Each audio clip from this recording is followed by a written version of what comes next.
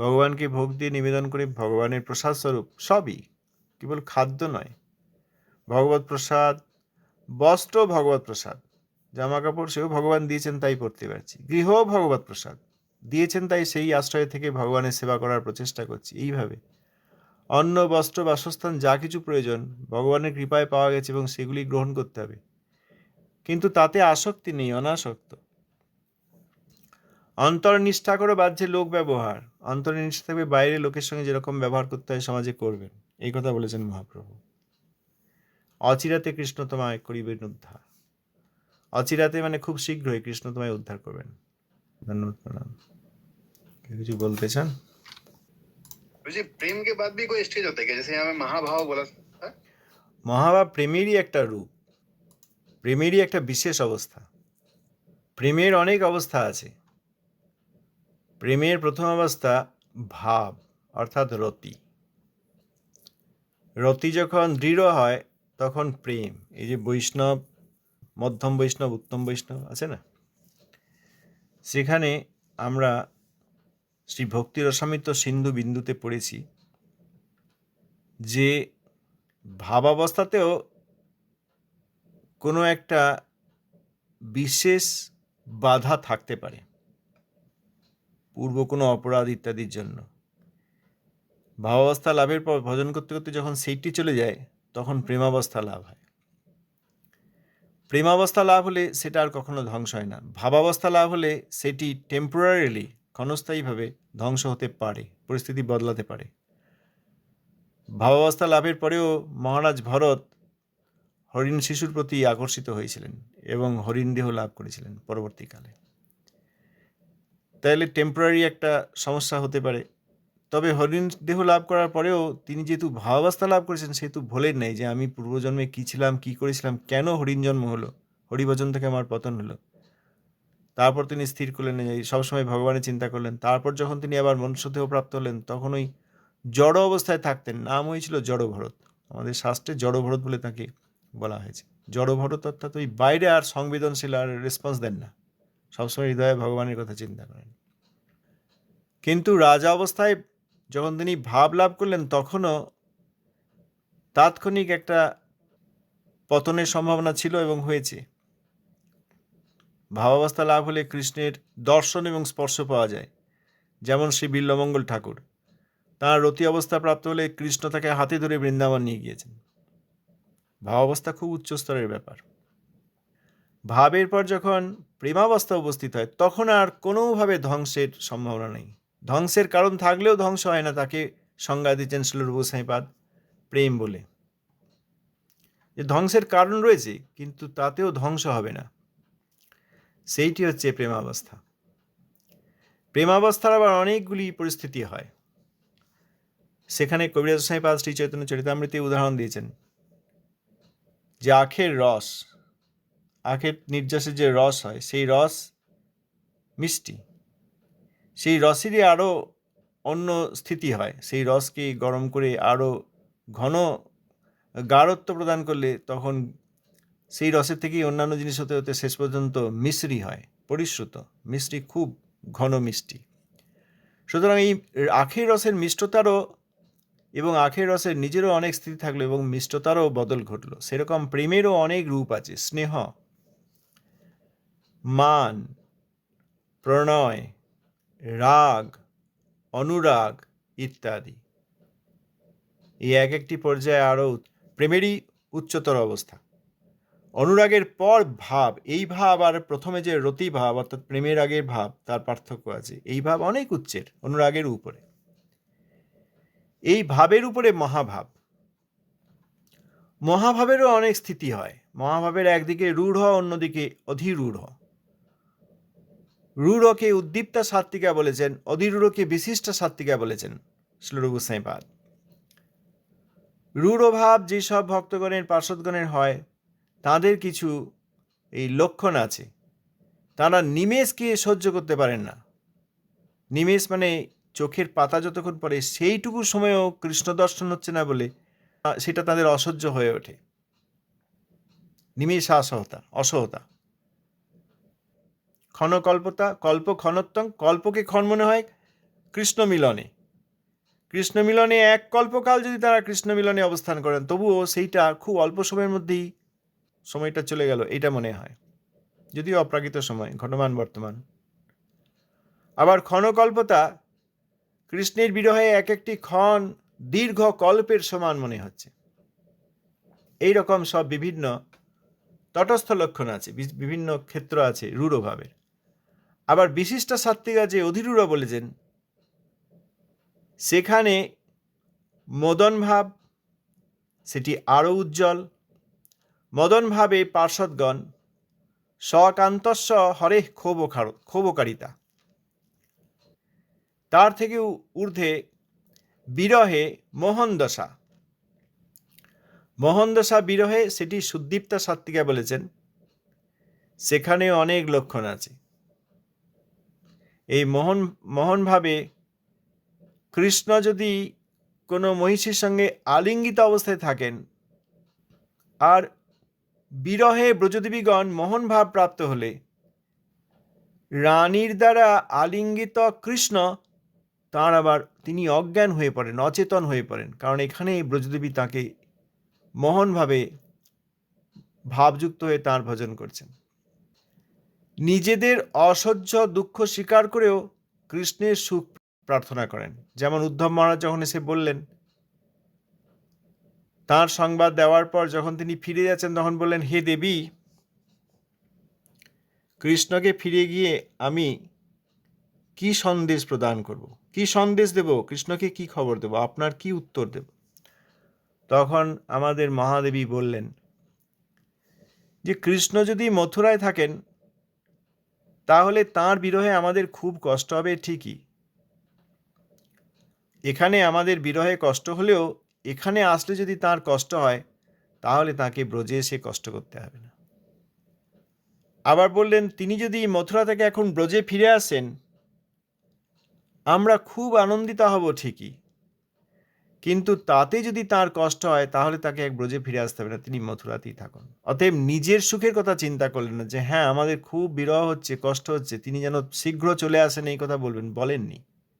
তার সুখে, তার বিরহে আমাদের দুঃখ হবে, কিন্তু আসতে যদি তার দুঃখ হয়, তাহলে তাকে আসতে হবে না, মথুরাতেই থাকুন। তিনি এলে আমাদের খুব আনন্দ হবে, কিন্তু তিনি যদি আনন্দিত না হন, তিনি যদি মথুরায় থেকে আনন্দ পান, তাহলে তিনি যেন মথুরাতেই থাকেন। ব্রহ্মাণ্ডকে ক্ষুব্ধ করতে পারেন। তিরশ্চামপি রোদনং, অর্থাৎ যখন ব্রজদেবীদের মোহনভাব উপস্থিত হয় কৃষ্ণের বিরহে, তখন যমুনায় যেসব মৎস্যাদি তীর্যকজনিপ্রাপ্ত যেসব প্রাণী রয়েছেন, যারা শান্তরসের ভক্ত, তাঁরাও রোদন করেন। মাছেরা কাঁদে কেন? না, ব্রজদেবীদের মোহনভাবে বিশ্লেষ দশায় বিরহে কৃষ্ণের জন্য দুঃখ পাচ্ছেন, কষ্ট পাচ্ছেন, বিরহে কষ্ট পাচ্ছেন। মৃত্যু স্বীকার করে কৃষ্ণের সঙ্গ চান। দেবী বললেন ললিতা দেবীকে, আমাদের মহাদেবী ললিতা দেবীকে বললেন যে কৃষ্ণ বিরহে যদি আমার মৃত্যু হয়ে যায়, তারা তো অপ্রাকৃত, জন্ম মৃত্যু নেই, তবুও বললেন যদি আমার শরীরের মৃত্যু হয়ে যায় কৃষ্ণ বিরহে, সেই মৃত্যুর পরেও যেন কোনো না কোনোভাবে আমার এই শরীরকে, তিনি তার শরীরকে কৃষ্ণের সঙ্গে সংযুক্ত করতে চাইছেন। আমার শরীরের মধ্যে যে জল, সেটি কুণ্ডে স্থাপিত হোক, তাহলে কৃষ্ণ যখন সেই জলে সে স্নান করবেন, সাঁতার কাটবেন, তখন আমার শরীরের জল এই অংশ দ্বারা আমি কৃষ্ণের সংযোগ পাব।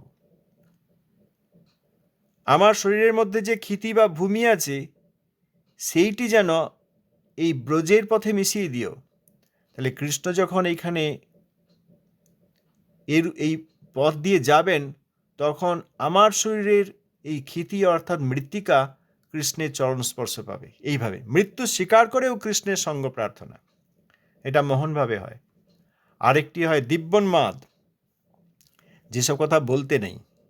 দিব্যন্মাদ যেমন এই ভ্রমরগীতি, এই দিব্যন্মাদ অবস্থায় রাধারানী উদ্ধব মহারাজকে সামনে দেখিয়ে দিব্যন্মাদ উপস্থিত হলে তিনি একটি ভ্রমরকেই সম্বোধন করে যা বলেছেন, সেইগুলি হচ্ছে চিত্রজল্প। 10 প্রকারের হয় চিত্রজল্প, এই জন্য ভ্রমরগীতিতে 10টি শ্লোক আছে। আর উদ্ঘূর্ণা চিত্রজল্প, এই দুটি দিব্যন্মাদের প্রভাব। এইটি হচ্ছে মোহন ভাব। এই মোহন তাহলে এলো কোথা থেকে? মোহন এলো বিশ্লেষ দশায় অধীরূঢ় মহাভাব। মহাভাবেরও একটি বিশেষ দিক অধীরূঢ়, অধীরূঢ় রূঢ়েরও উপরে। আবার যখন মাদন ভাব, মদন আর মাদন এই দুটি মিলনে হয়, আর মোহন বিরয়ে হয়। এই মাদন ভাবে অযোগ্যেও ঈর্ষা করেন, আর সর্বদা কৃষ্ণের সঙ্গ হলেও যেখানে কৃষ্ণ সেবার সামান্যতম যোগ রয়েছে সেখানেও সেই যোগের তারা স্তুতি করেন। কিন্তু আমরা এসব কথা বুঝতে পারবো না। আপনি মহাভাব বললেন বলে এইসব বিষয়ে লক্ষণাদি আছে। এইগুলি সবই প্রেমেরই অবস্থা। তবে এইগুলি খুবই উচ্চ স্তরের বিষয়। প্রেম কার কার হয়? প্রেম সাধারণই কুব্জা দেবীর হয়েছিল মথুরায়। তিনি কৃষ্ণ সঙ্গ প্রার্থনা করেছিলেন।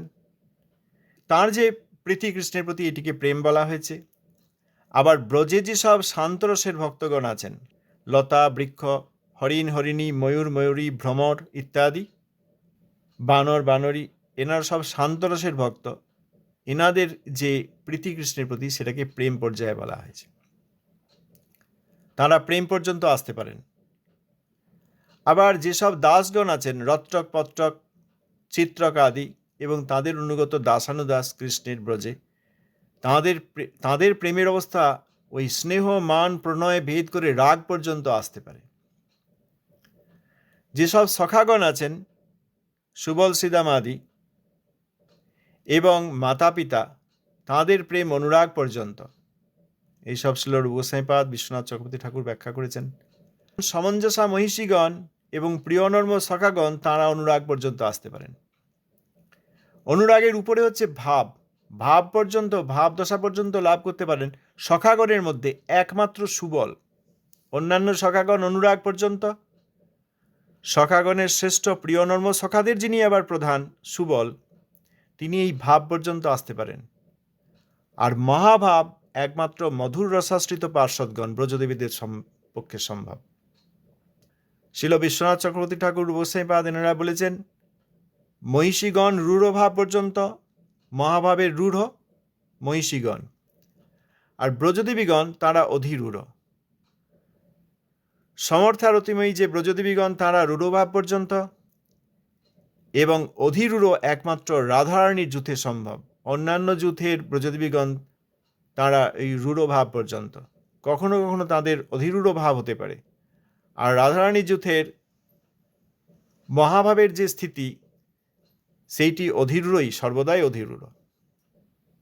অধিরূঢ়ের মদন ভাব, আর অধিরূঢ়ের যে মোহন অর্থাৎ বিশ্লেষ দশা, সেখানে একমাত্র ললিতা দেবী আর বিশাখা দেবী।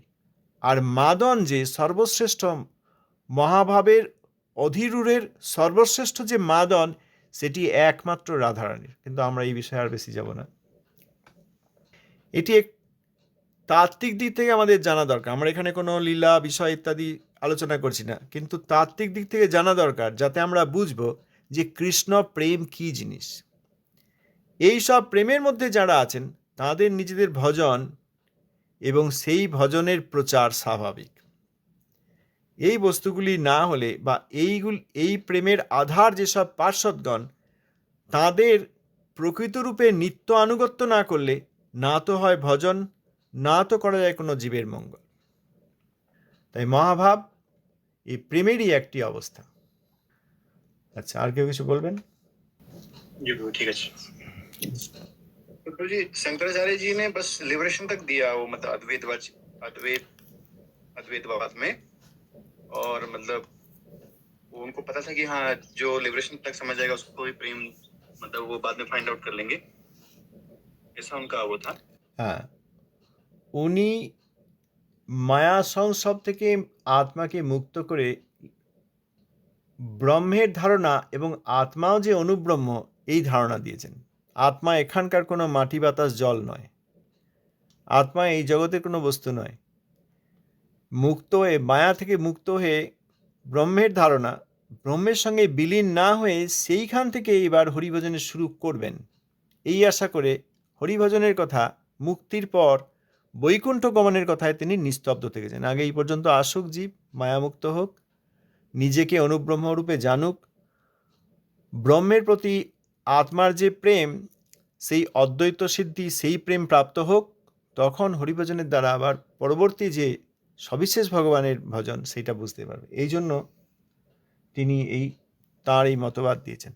अद्वैतवाद वाले हैं, ये कहाँ पे जाते हैं? सीधे लोक पे जाते हैं जब लिबरेशन मिलेगा तो, ब्रह्मलोक, ब्रह्मलोक में। अच्छा, कृष्ण। तट पे चले गए फिर। हाँ जी, ब्रह्मलोक तो तट हो गया ना, तट। तट, हाँ, तट पे ले गया। মুক্ত কিয়া জীবকে, জীব যাতে মুক্ত হতে পারে সেই জন্য করেছেন, সেই জিনিসটা দিয়েছেন। तो फिर तट पे जाके फिर वापस वो उसमें चले जाएंगे क्या बोलते हैं, वैकुंठ पे चले जाएंगे? বৈকুণ্ঠ, হ্যাঁ, সেইখানেই তার journey, the journey is not ending at Brahmaloka. हाँ, जैसे तट पे दो पॉसिबिलिटीज है ना, एक तो या तो मेटेरियल वर्ल्ड में आएगा या तो वो पड़ जाएगा स्पिरिचुअल वर्ल्ड पे।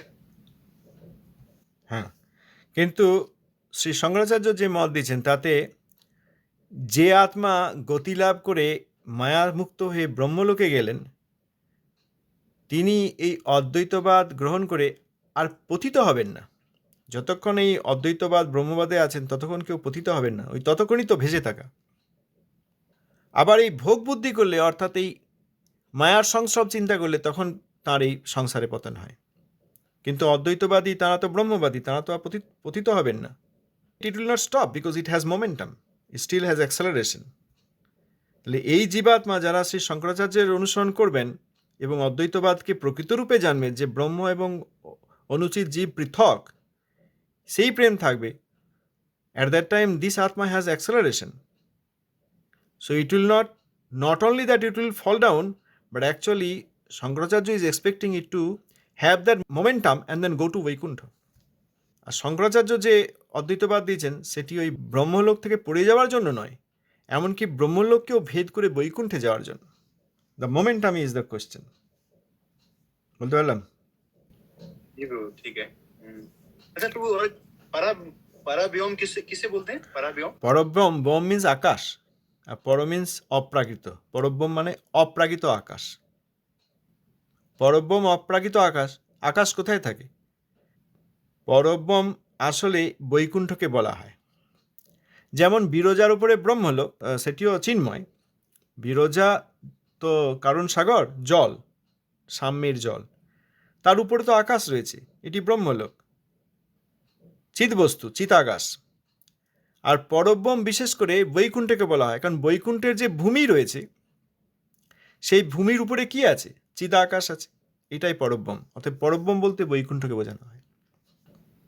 जी जैसे प्रभु जी यहाँ पे जो स्पेस है वो डार्क है ना, डार्क है जिसमें बहुत सारे जैसे आपका ग्रह लोग फ्लोट कर रहे हैं, उसी तरह क्या वहाँ स्पिरिचुअल वर्ल्ड में ऐसा स्काई होता है पराब्रह्म जिसको बोलते हैं, जिसमें बहुत सारा वैकुंठ फ्लोट करते हैं। যে আমাদের এখানে সূর্য আছে, যখন সূর্য আছে তখন আলো, আর যখন রাত্রিবেলা তখন একদম অন্ধকার। চাঁদ থাকলে একটু আলো, আকাশে তারা থাকলে একটু আলো, আবার যদি কালো মেঘ থাকে একদম কয়লার মতো অন্ধকার। ব্রহ্মলোকেই তা নয়। বব্রহ্মলোকে ভগবানের অঙ্গকান্তি, অঙ্গজ্যোতি তথা বৈকুণ্ঠের অঙ্গজ্যোতি একই, কারণ চিৎশক্তির সন্ধিনিবৃত্তি দিয়ে তৈরি হচ্ছে বৈকুণ্ঠ। চিৎশক্তির সন্ধিনিবৃত্তি দিয়ে নির্মিত হয়েছে বৈকুণ্ঠ, নিত্য বৈকুণ্ঠ। আবার ভগবানের কলেবর, ভগবানের পার্শ্বদের কলেবর, সেও চিৎশক্তির সন্ধিনিবৃত্তি। এই চিৎশক্তির সন্ধিনিবৃত্তি দিয়ে তৈরি যেসব বস্তু, অপ্রাকৃত বস্তু, সেগুলি সূর্যের অপেক্ষা রাখে না, যে সূর্য উঠবে তবে আলো হবে, সূর্য না উঠলে অন্ধকার হবে, এর অপেক্ষা রাখে না।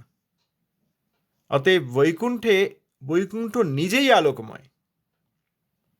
তবে একটা বিষয় আছে, বৈকুণ্ঠের সর্বোচ্চ প্রকোষ্ঠ মথুরা মণ্ডলের যে গোকুল, যে মথুরা মণ্ডলের যে বৃন্দাবন ভূমি, মথুরা মণ্ডল মাঝে বৃন্দাবন ভূমি, সেখানে যদিও এই বৃন্দাবন বৈকুণ্ঠের সর্বোচ্চ প্রকোষ্ঠ, দ্য টপমোস্ট প্ল্যানেট, এবং সবই সেখানে অপ্রাকৃত, তবুও লীলার জন্য সেখানে অপ্রাকৃত সূর্য আছেন।